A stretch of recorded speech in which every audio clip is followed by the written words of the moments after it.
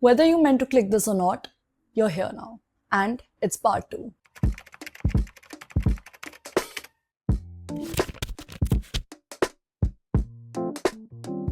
Hi, welcome back to my channel. I'm Kea and this is F1 Basics, where I explain Formula 1 to you without making it feel like a university lecture. Hopefully. Before we get into the video, I really want to take this moment and thank you guys because the last video did way better than I expected. Like, I was literally at 109 subscribers when I first posted it, and now we're over 280 subscribers. I'm still processing it. Like, it's insane. I did not expect it to gain so much traction and also be shown on people's YouTube feed, which is actually insane. So yeah, thank you so much guys. It genuinely means a lot, even if I'm terrible at expressing it without sounding like a voicemail. But anyways, let's get into this video before it turns into a one-woman Oscar speech. Let's get started with the F1 point system. F1 points are like the sneaker game. You don't need every pair, but miss too many and you're stuck with the leftovers. And trust me, nobody wants last season's kicks or the last place in the championship. So how does the F1 point system actually work? Glad you asked. In every race, the top 10 finishers score points. Here's the breakdown. And if you finish 11th or lower, congrats. You've earned nothing but 0 points and a one-way ticket to your team principal's disappointed side eye. But wait, the points game does not stop there. Enter the sprint weekends. So this is like a fast and furious mini race on Saturday, which gives the drivers another chance at grabbing some extra points. So the sprint races are shorter as compared to your regular races, which is they're about 100 kilometers or roughly 30 minutes. And there are absolutely no mandatory pit stops. It's just pure non-stop racing where the drivers are pushing hard from the start to the finish. In sprint races, only the top 8 finishers score points, which makes every position fight extremely crucial. Here's the breakdown. Basically, the sprint is a bonus round where you either get extra glory or a front row seat to your own meltdown. No pressure. But what are all these points for though?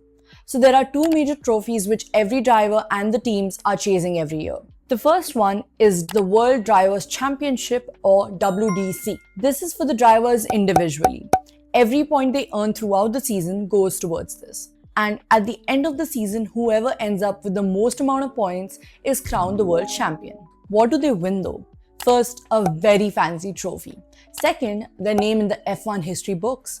Third, massive bonuses in their contracts. Fourth, more sponsors than you can fit in your LinkedIn bio. And finally, the ability to start a rivalry with literally anyone. Bruh. You don't just win the World Drivers' Championship, you literally become immortal in the motorsport culture. Second is the World Constructors' Championship or WCC. Now this one is for the teams. So it takes in consideration each team's total, which is both the drivers' points combined. And yes, this is the one that brings the real money.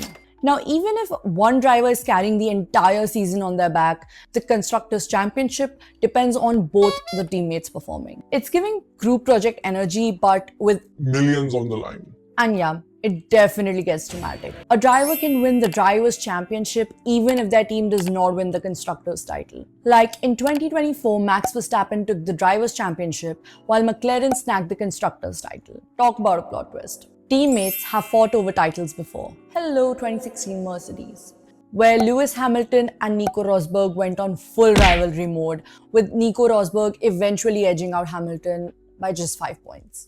Some drivers have actually won the championship with only one race win. Shout out to Keke Rosberg or KK Roosberry, however you want to pronounce that. I'm not sure, so I'm putting it out there, but yeah, that person in 1982, he played the points game so well that he literally clinched the title with just a single victory. And yes, a championship has once been decided by just half a point. Literally Half. This happened in 1984 when Lauda beat Prost by 0.5 points. That's been the smallest margin ever. Imagine sweating over like half a point for the entire season. Crazy. Basically, Every point matters. And now you know why people fight like they're fighting for their life, even for a P7 at times. Let's move on to sister teams, top teams, midfielders, and backmarkers. Alright, so now that you know why every point matters, let's zoom out a little and check out the F1 social scene. It's basically like a messy web of friendships, family ties, and some serious backstabbing. So let's start with the top teams.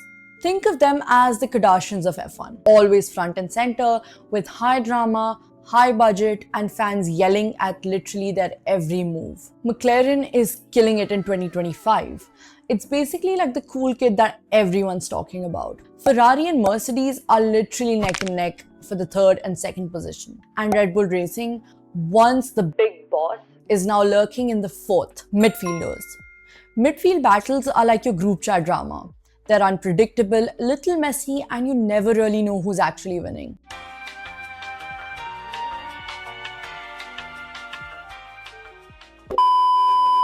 Williams is showing steady improvement and has been fighting constantly to move out of the back. Visa Cash App RB, which is Red Bull's sister team, is also fighting and making slow and steady improvement.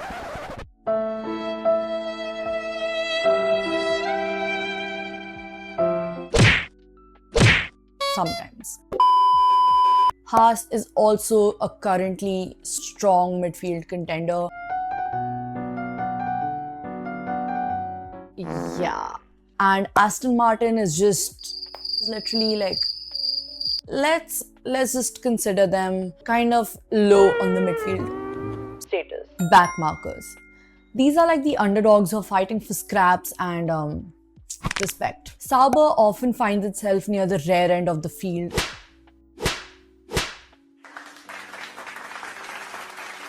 Alpine has been really inconsistent lately and is sitting at the lower backmarker zone. Sister teams. Sister teams are technically independent, but they often swap tech, data, and occasionally garage gossip. They're like two startups which are owned by the same billionaire, which pretend to compete, but we definitely know that they're sliding each other the cheat codes. Like Red Bull and Visa Cash App RB. One is the top dog, or at least once was, and the other is just trying to get some clout without looking like a straight up clone. So now we know who's fast, who's mid, and who's constantly praying for a miracle. Next up, where it all begins, box. Welcome to the pit lane. So what basically is a pit stop? A pit stop is basically a high-speed spa treatment for the car.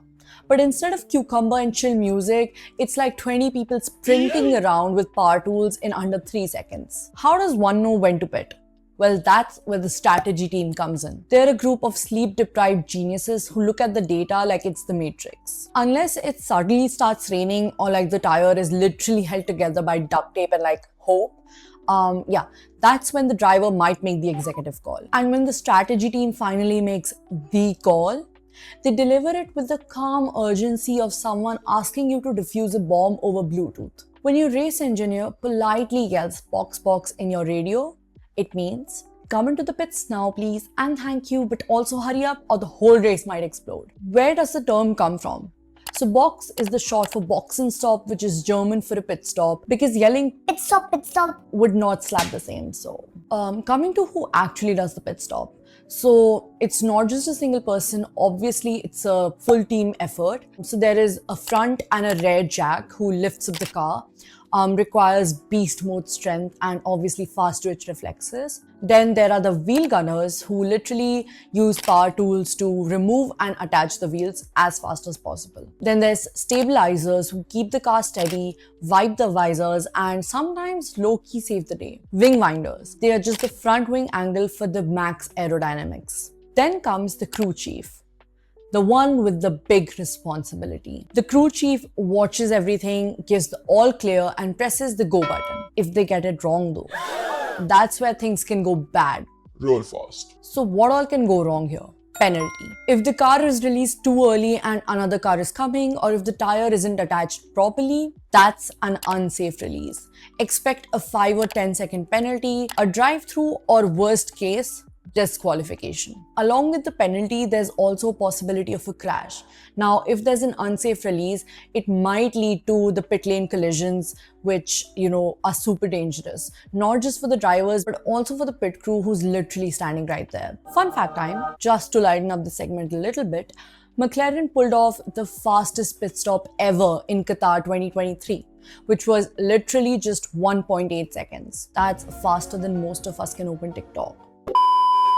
Coming to the sub-segment, pit stop strategies. Knowing when to pit is just as important as knowing how to drive fast. Let's break down the most common strategies in a way that doesn't feel like it's a math class. One-stop strategy. The low effort, high hope option. Pit once, save time, and pray that your tires don't betray you in the remaining laps. Used when the track is chill on tire wear or when staying in front is more important than being fast. It's giving I'm not moving unless I have to. Two-stop strategy. The I like fresh tires and I cannot lie plan. Pit twice, keep those tires spicy and stay aggressive throughout the race. Perfect for tracks that chew tires like popcorn and for drivers who've come with the mindset, I didn't come here to coast, I came here to fight. Undercut. Pit before the person you're trying to beat, which is the person in front of you. But you get the point. You get fresh tires, go absolutely feral for a lap or two, and once they pit, boom. You're ahead. It'll be very close between Leclerc and Vettel. He had about a 2.5 second advantage. Well, Vettel's going to get ahead of Leclerc here, and he is. He's undercut him. Overcut. Stay out longer while they pit first. You send your tires into their final form and push like you're being chased by death. If they hit traffic or like their new tires take a hot sec to warm up, You win.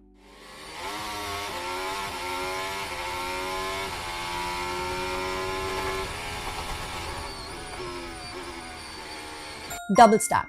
It's when both the teammates pit on the same lap back to back. The first car gets serviced, zooms out, and the second one slides in immediately after.